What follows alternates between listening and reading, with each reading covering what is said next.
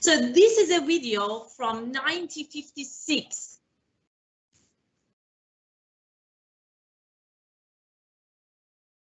Imagine the man in the tower is the artificial intelligence of the autonomous car.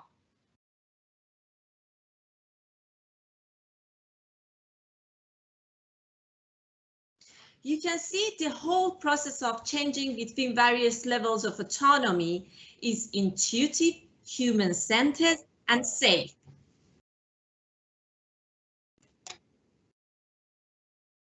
So now let's look at how this is implemented in the cars that we are supposed to drive nowadays. So let's look at, for instance, Tesla.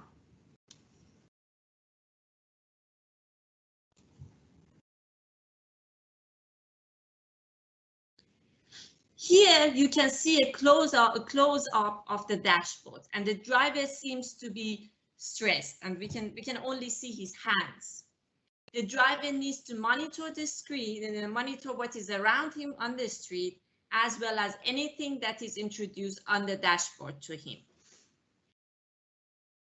The blue light and the sound is indicating whether the autopilot is on or off. The driver needs to deal with all of this information and makes decisions in terms of what he needs to do. And you can see this is not a very intuitive, safe, and human-centered way of guiding users towards changing between various levels of autonomy. All the existing manufacturers are using a similar solution and a similar combination of ways of providing feedback to the users. So we are proposing a new solution, which is called an I-seat or intelligent seat. This intelligent seat is supposed to help us to move between various levels of autonomy that we're going to have on our streets in a safe manner.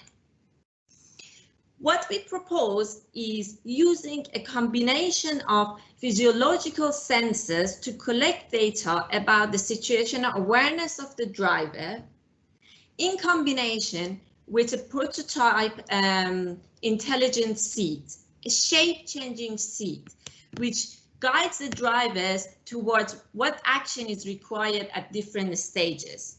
So imagine if you need to relax, the seat goes soft and nice like a sofa, it goes back, indicating that you can relax. This is a pattern, the softness is a pattern that you are familiar with, and there is no learning curve. And when you need to be in control of the situation, the seat becomes stiff and close to your body, comes in front, indicating you are in control, and now you need to drive. Towards our multidisciplinary goal, which takes into account data analytics from on top of the data that we collect from various types of sensors, as well as a prototype intelligent robotic intelligence seat.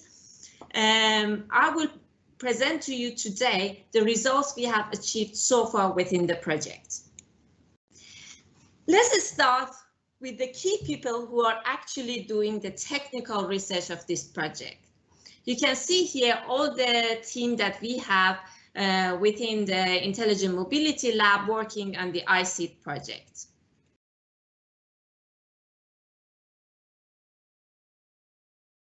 Looking at the first stage and the first step that we took towards reviewing all the physiological and behavioral sensors that are available to determine and provide us information on situational awareness, we looked into whatever it exists within the literature and developed a methodological framework to identify driver situational awareness in highly autonomous cars based on a well-established situational awareness theory.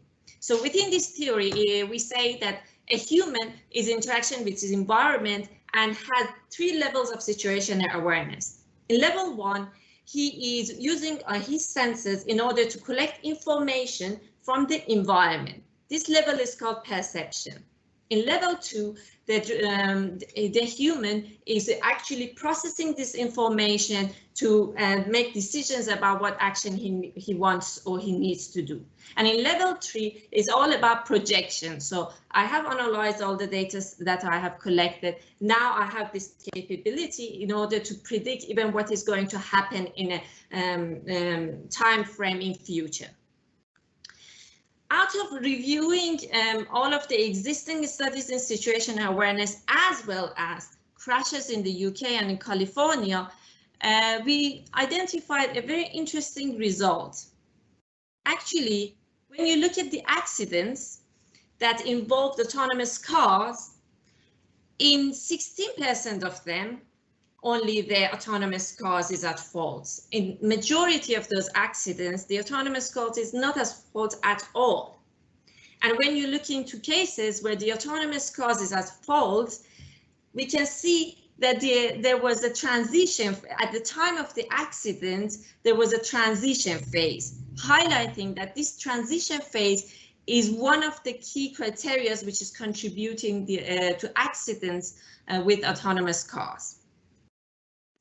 Moving on into sensor data and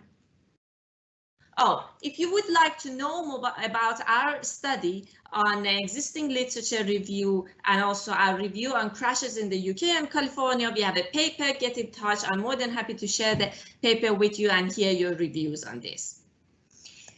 Moving on into identifying correlation between situational awareness and EEG signals, we also looked into collecting a new data set using a 32-channel dry EEG headset, and we had about 32 participants completing it, and we asked them to use a well-established Pebble situational awareness test. Then we developed a new analytical framework in order to identify EEG signatures associated with situational awareness, and then use this framework on the new data set in order to identify the most important spatial areas and frequency ranges that relate to situational awareness. So let's have a look at the results so far. We identified a positive correlation between the power spectrum of beta and situational awareness. And when you look at this, there's a strong activation of neurons in the central part and the right side of the frontal lobe, which are actually responsible for concentration and visual spatial ability of a human. And we realized that we can actually identify situational awareness by 60% accuracy using the proposed methodology. While we are developing these methodologies, we also looked into prototyping intelligence seat making use of soft robotic structures. To do so, again, we have a paper on the studies, so feel free to get in touch and in order to get the details of these studies and have a discussion with us. So in order to build a prototype of the intelligence seat, we looked into developing a novel hybrid actuation for soft robotics so that this will be integrated into the driver's seat. So here you will see that we looked into an actuated which are made of outer silicon layer, PVC foam inside, and a PLA round plate around the PVT foam. We looked into hydraulic and pneumatic actuation, looked into displacement measurements as well as stiffness measurements. And because of our novel approach, we got the first prize at one of the robotics conferences, and we put a paper for the well-known conference of IROS 2020 on the details. Building on the proposed hydraulic actuator, We are at the moment looking into combining it with origami-inspired elements and embedding it in a driver's seat. This has already attracted interest from industrial partners such as Ansible Motion. Moving forward, we are looking into how to evaluate the correlation between SA and EEG signals, not only using SA and looking into identifying SA using not only EEG signals, but also eye tracker. We are also looking into investigating how to optimize personalized haptic feedback to deliver to the driver and allow safe and timely transitions between various levels of autonomy, and also to prepare the driver to take control from the car. Here you can see a summary of the short achievements of the ICIT projects. And I would like to thank you for paying attention to my presentation. I'm more than happy to take your questions and answer them. And you can see my details here below as well. If we didn't manage to cover all the things that you're interested, feel free to get in touch with me and we go into further details.